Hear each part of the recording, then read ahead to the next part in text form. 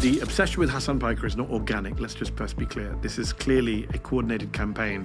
I mean, I think what they're trying to do is like get me killed by a Republican, probably. Like that's what it is, right? Like they're, you know, they're trying to get some Republican to take matters in their own hands and like assassinate me or some shit. Yeah, in 2021 and 2022, Sarah Longwell's 25's firm made $950,000 each year from the Koch network, according to Stand Together's tax filings. This is who's telling Democrats what streams they should and shouldn't go on. Interesting.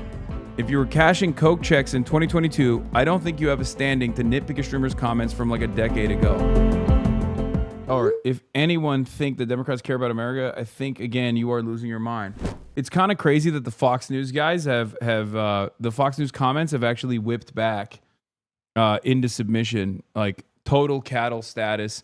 Back in the day, they used to watch stuff like this and be like, well, you know, we don't fuck with Israel either. Why should we be Israel first? Now they're like, yeah, that's right. If you hate Israel, you hate me and you hate America. California Democratic Congressman Khanna defending his podcast appearance with controversial internet personality and anti-Israel commentator Hasan Piker, who has tried to justify the deadly October 7th attacks. Listen. I have not done that. Like, Jesus Christ. Yeah, whatever. It doesn't matter. Sure.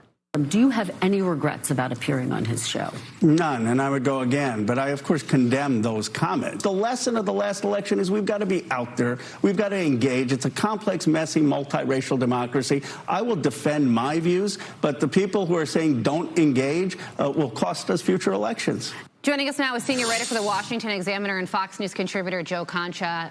Joe, good morning.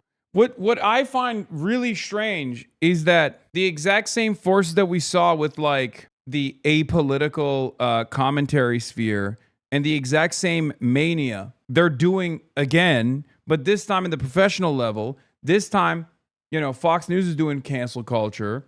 This time there's an allegiance between like some of the most right-wing Trumpian forces and some of these people in the Democratic Party. There's a lot of liberals that are self-identifying liberals that are influencers on Twitter that are totally on board with this classic, very clear right-wing smear campaign. And I find that very strange. Does this not cause you a little bit of concern? Do you not look at this and go, wait a minute, I hate MAGA, I hate Donald Trump, but these guys are saying the same things I'm saying. Does that not cause you any concern at all? You don't even think about that at all? I understand why Republicans do it. I hate them. But if you're a liberal and you're anti-Trump, if you are actively trying to unseat Republicans, if you want to fight against fascism in this country, then what the fuck are you doing? Fighting against me. I'm 57, a lifelong Democrat, found you as a result of all the established Democrats attacking you, and as a result, I'm in your court, which I'm sure they didn't expect. Keep it up. We need more of you and less of these tools in the party. Hell yeah. Right now, the crisis that we are facing is absolute devastation, okay? Lock the fuck in. This is all I'm saying to the liberals. Like, if you spend all of your days attacking me as a prominent critic of Israel, as a prominent critic of Trump, your focus is not on the real vectors of harm. Your focus is on keeping your fucking careers in the party. Morning to you.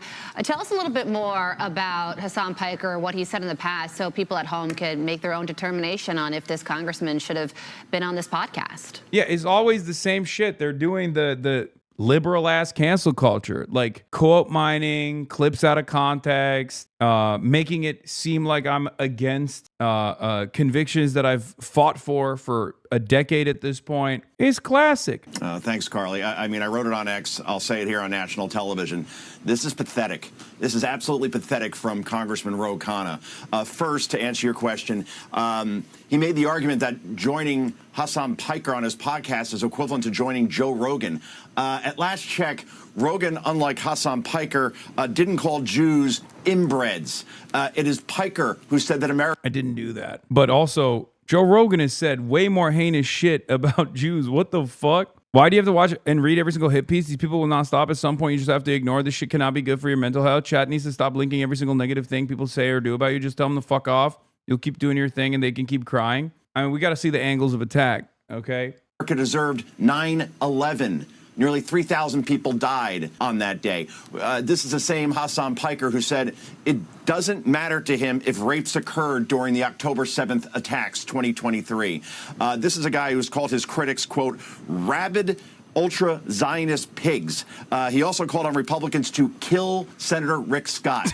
And Ro Khanna told Meet the Press yesterday, as you just played, he has no regrets going on a show like that and would happily do it again. Why? Because Piker has 2.8 million followers, mostly young men. Is Ro Khanna and Democrats... I think this kind of like smarmy whining is unironically exactly what annoyed a lot of like independents, for the record.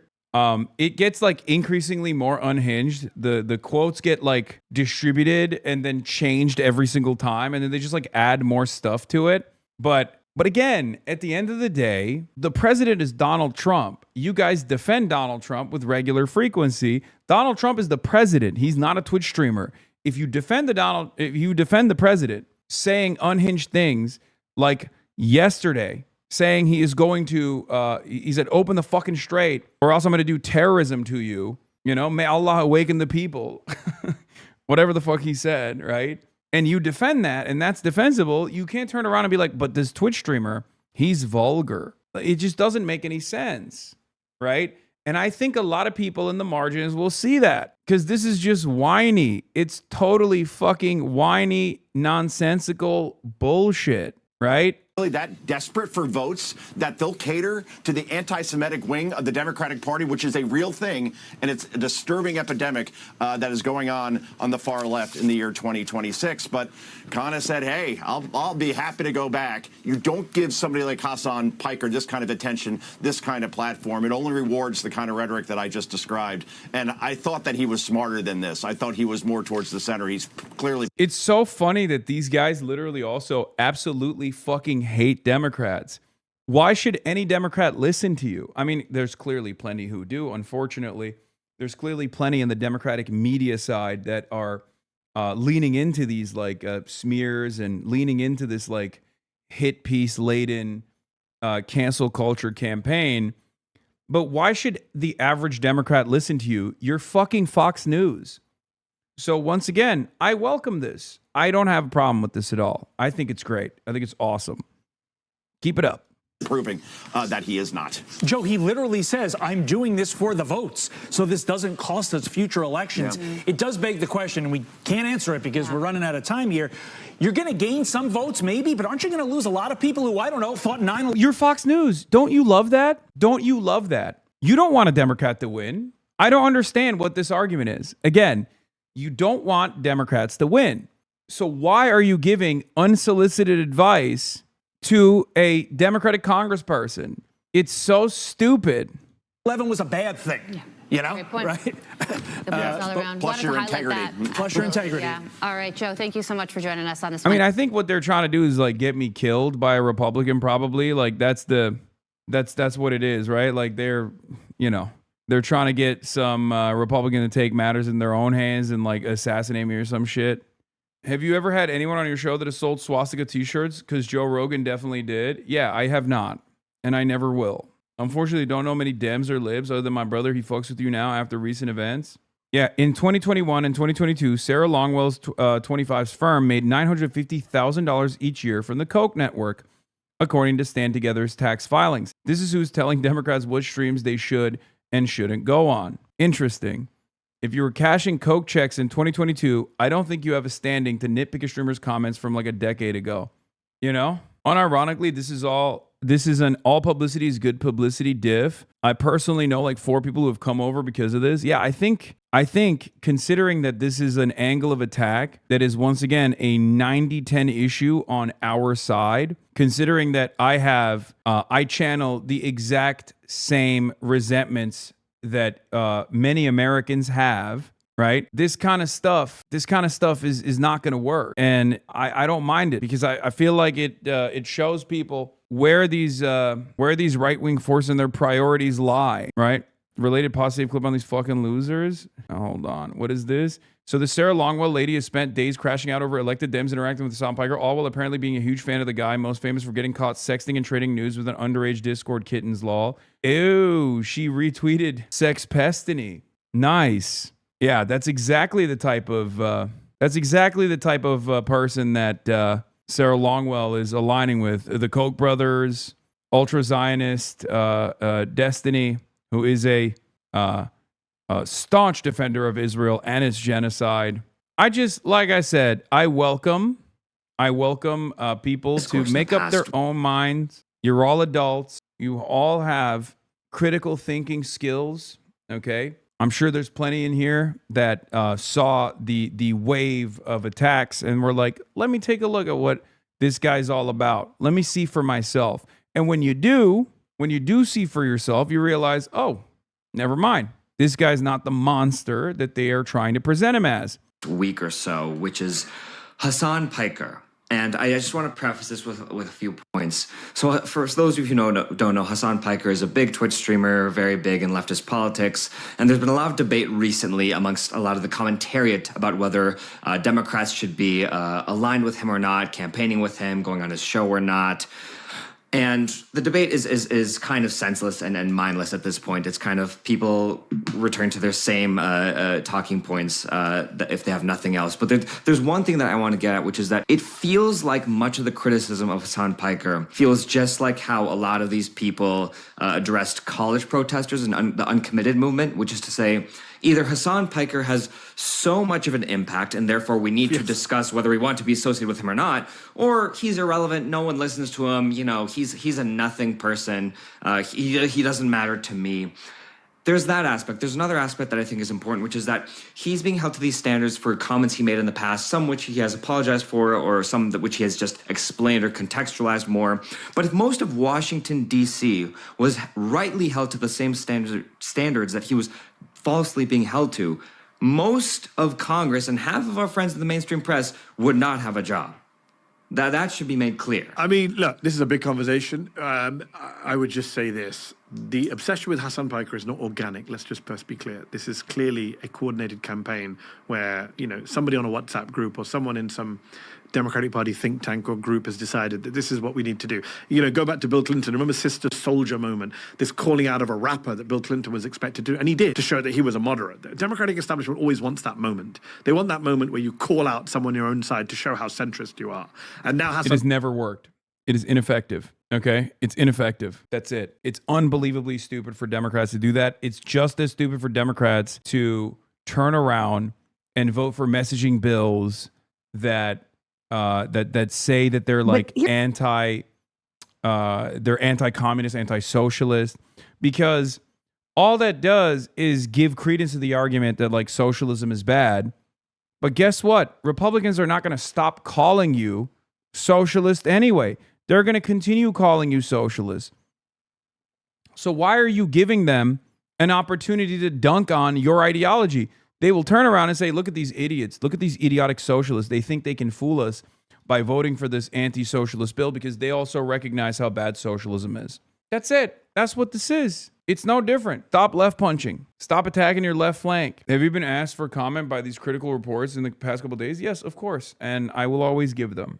This is the person. Sarah Longwell and the Bulwark neocons were celebrating, infiltrating, and taking over the Democratic Party a week before the 2024 election. Pursuing their approval is what caused Kamala Harris to lose. Thing about the cheering that I loved. Speaking of Stonewall. But also, I think it's amazing when you get 75,000 presumably libs on the ellipse. And she's like, we're going to have the most lethal fighting force. And people are like, yeah. And she's like, and we're going to secure the border. And people are like, yeah. And I was just like, this is, and she's, we are going to be leaders in the world. And we're not going to let these guys push us around. And I was like, man, the world's really changed. Yeah. Yeah. All of those things led to this defeat, by the way. Did the neocons just take over the Democratic Party? Don't say that. Yeah, don't say it. But I will say she is, look, man, she's leaning into, I'm going mainstream. And, whenever she does, there's a couple, price gouging or whatever, I'm like, boo. But like... Yeah, she hates the only popular policy of Kamala Harris and loves all of the unpopular shit that she said. This is why Kamala Harris lost, by the way. This is why we have fascism right now. So it's insane that they're trying to do this again. They're trying to do it again.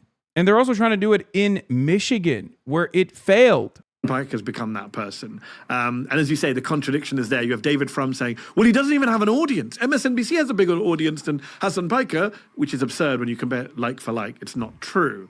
But also, if he doesn't have a big audience, then why do you care? Why do you just ignore it? And then the funny one is like, would you go on a show? And as Hasan pointed out, I didn't ask half these Democrats to even come on my show. Cory Booker went on Crooked Media this weekend and was asked by John Lovett about this, and he threw his comms director under the bus. He pointed his comms guy off screen. He goes, well, I don't even know who this guy is. Number one, you're lying. Of course you know who he is. And if you don't know who he is, aren't you supposed to be the social media guy for Democratic senators? How can you not know who he is? But then he throws his comms guy under the bus and says, well, my press guy just read out some quotes, and I said, well, they sound bad, so I'm not going on the show. The biggest point you'd make, and I've made this point online, is, as you say, the consistency is not there. Even if you've decided that Hasan Piker is too far out there, even if you've decided that this is going to be the moral line you stand, we're not going to go on his show because he's a bigot, which is not true.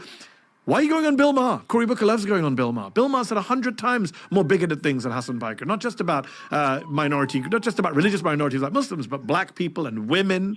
And yet Democratic senators, male and female, Democratic members of the House, male and female, go on Bill Maher all the time. Please be consistent. John Fetterman was just on Mark Levin. Where were the Democrats? I didn't see Democrats lining up. I didn't see Third Way lining up to attack Fetterman. Why was he on? And the thing is, John Fetterman is on Mark Levin to agree with Mark Levin, especially on the issue of Israel. Yeah, the reason why they didn't complain about that is because they agree with Mark Levin in theory and in principle, and that is precisely the reason why they don't talk about Fetterman, a Democratic senator, criticizing the rest of the party for not being sufficiently pro-Israel. Some of this is because they legitimately believe the idea that, like, pivoting to the center, they genuinely believe the idea that pivoting to the center is good. It's good politics and it's good policy, right? They're wrong. But some of it is because they're also in agreement with Mark Levin. They're in agreement with John Fetterman. And of course, they're not going to criticize John Fetterman for doing that because they like that John Fetterman is pro-Israel. That's it. Because for many of these people, they're just Israel first. They're pro-Israel. Either they're getting paid or they have this ideological reason, social conditioning, whatever it may be. It's very clear that if they're spending most of their time attacking me right now instead of Donald Trump and Israel, when the public is demanding that, when the public is there, it's obvious that you can't make an electoralist argument here. There is no real pro-Israel argument for winning elections. It does not exist. That's it. Mark Levin show. Mark Levin is a horrible anti-Muslim, anti-Palestinian bigot, warmonger. Why are you on his show? Why is the top Democratic senator from Pennsylvania on Mark Levin's show? So the double standards are just brazen. And yeah, I think that just gets to the core of this, which is that most of the people that are peddling this argument are not like a lay person. Like the people who are strongly feeling this only feel this way because they cannot contend with Hasan's main criticisms. So they just have to undermine him as It's also about Israel. Let's just be very clear. Well, I mean that's the point. Yeah. I mean, look, if Hasan Piker was pro-Israel, this would not be part of the conversation. The idea that, he said something offensive about Orthodox Jews, which he did. I'm not defending it. He's made offensive remarks about inbred people. He argues that he was talking about settlers. He says he uses it for lots of groups, not language I would use. But the idea that that's what's bothering these Democrats when they're happy to go on Mark Levin or Bill Maher or all of these other shows with much more offensive hosts, I just don't buy it. Also, the President of the United States is the most anti-Semitic mainstream politician in modern American history. I don't see Democrats getting worked up about that. Speaking of the absurdities and stupidities of our time, This is the last piece I'm gonna look at real quick. The Guardian quoted me and wrote an article about Arab Americans in Michigan and how they're feeling in this process, this media cycle, like how they are perceiving this media cycle, this round of attacks against Abdul El-Sayed and myself. Arab Americans in Michigan warn centrist Democrats attacking Hasan Piker. They haven't learned from 2024. Heated debate in a key swing state probably marks a preview of things to come as midterms ramp up. A heated debate over criticism of Israel and the political influence for Hasan Piker's role on the left has bitterly divided progressives and establishment Democrats in a U.S. Senate race in Michigan, an electorally critical swing state. The ongoing controversy probably marks a preview of things to come as the midterm and 2028 election seasons ramp up, and it is drawing warnings from Arab American leaders in a state where the party's Israel policy badly damaged Kamala Harris's campaign. Mallory McMorrow, a state senator favored by much of the establishment, is locked in a tight three-way race with the progressive Abdul El-Sayed and Haley Stevens, the U.S. representative who's backed by AIPAC. El-Sayed and Piker last week announced plans to rally together. In response, McMorrow, the Anti-Defamation League, the Trump administration, Third Way, and Senator Elisa Slotkin and other pro-Israel figures went on the offensive, labeling Piker as anti-Semitic and seeking to tar El-Sayed over his association with him. Piker, who is Muslim and has an audience of 3 million on the Twitch streaming platform, often strongly criticizes Israel over its assaults on Gaza, Lebanon invasion, war with Iran, treatment of Palestinian people, and other issues. Sometimes in provocative terms, he described Hamas as 1,000 times better than the fascist settler colonial apartheid state. He's also a heavyweight political force with a massive following among younger voters. Piker interviewed and earned praise from Bernie Sanders, who is Jewish, and was invited by the Harris campaign to live stream from the Democratic National Convention in August 2024. 7 Arab American leaders who spoke with The Guardian say centrist Democrats' attacks on El-Sayed and Piker are strategic and moral blunders that show the party is making the same mistakes that fueled their 2024 electoral demise in this critical swing state and nationally. They dismissed the attacks as an effort to censor criticism of Israel and an expression of anti-Arab bias that imbues much of the political establishment. Michigan holds the nation's largest Arab American population per capita in the U.S. and is anchored by a huge Lebanese diaspora, largely from southern Lebanon. The controversy unfolds amid Israel's assault on southern Lebanon, and as Israel and its military actions are deeply unpopular among Democrats. They are not showing empathy towards Lebanese and Muslim communities, said Bassem El-Kara, executive director of Council on American Islamic Relations Action, CARE. Harris lost Michigan in 2024 by a narrow 80,000 votes. And by one estimate, support for Israel cost her 100,000 votes here. A November 2024 Guardian analysis found a 22,000 vote swing away from Democrats in 3 cities with the largest Arab American and Muslim populations alone. Nationally, one poll found it to be the top issue for Democrats who did not support Harris.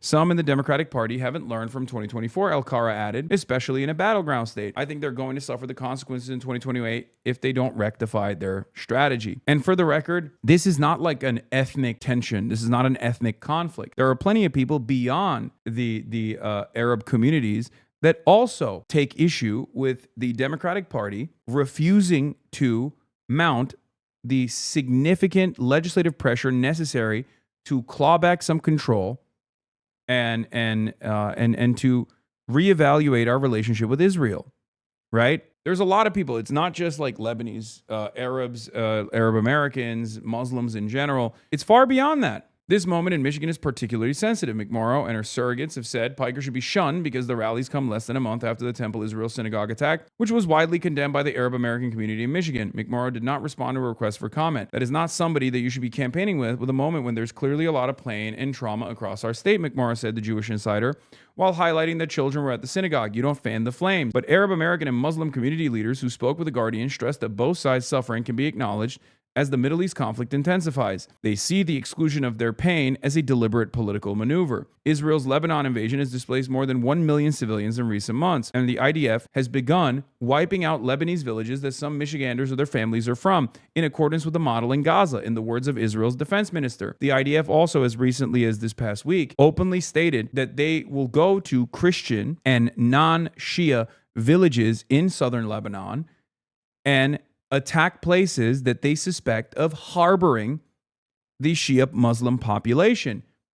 This is identical to what the Nazi occupation looked like in Eastern Europe. It's unbelievable. Virtually every one of the 120,000 Lebanese American people in Michigan has family members or friends who have been displaced or killed by Israel. Arab Americans who spoke with The Guardian said, there's an asymmetry of compassion and an asymmetry of political pressure. Arabs get the pressure and Israel gets the compassion, said James Zogby, a Lebanese American member of the Democratic National Committee. No one will pay attention to the human element of the situation, which is that their ancestral village is gone and their homes are demolished. In an interview with The Guardian, El-Sayed expressed a similar sentiment. The Arab community, their voice and their pain has been rendered insignificant or even worse, an inconvenient aspect of our political situation. National polling shows more Democrats sympathize with Palestinians than Israelis. Support for Israel's war in Gaza plummeted as low as 8% among party voters, and the vast majority of Democrats support an arms embargo. Piker frequently expresses sympathy for the Palestinian people, criticizes Israel's wars, and calls for an arms embargo. Piker called the Temple Israel attack a heinous act of violence, but he said he also believed that it was Islamophobic to say, oh, this Muslim critic of Israel who has the majority opinion on Israel should not be going to a campaign rally. Michigan is a state the Democrats lost for this exact reason. When asked about the comment in which he labels some Orthodox Jews in Israel inbred, Piker told The Guardian he uses the term as a pejorative against ethno-religious and racial supremacists of all different varieties. It has nothing to do with Judaism. He has largely said he stands by his comments, but has also recently expressed regret about the inbred comment, saying he could have been more careful. Piker said he regularly educates listeners about the dangers of anti-Semitism and how it is the canary in the coal mine of fascism. I will continue to do this because anti-Semitism is morally repugnant. But the difference is I believe that anti-Semitism and Islamophobia are morally repugnant, and I'm an anti-genocide, anti-fascist, and therefore an anti-Zionist, Piker said. Though many of El-Sayed's and Piker's political positions are aligned, El-Sayed told The Guardian he did not agree with everything Piker has said, and he also offered an explanation on X. But he said winning requires talking with anyone from Joe Rogan to Hasan Piker. To illustrate the point, El-Sayed appeared on Fox News last week. The interests of all Michiganders and Arab Americans are one and the same, El-Sayed said. Every dollar that we spend on aimless, illegal, unjustified war in Iran that allows Israel to annex southern Lebanon and destroy people and their lives is a dollar not spent to improve our schools, provide people with health care, and fix our broken infrastructure. Boom. Something that I say all the time as well.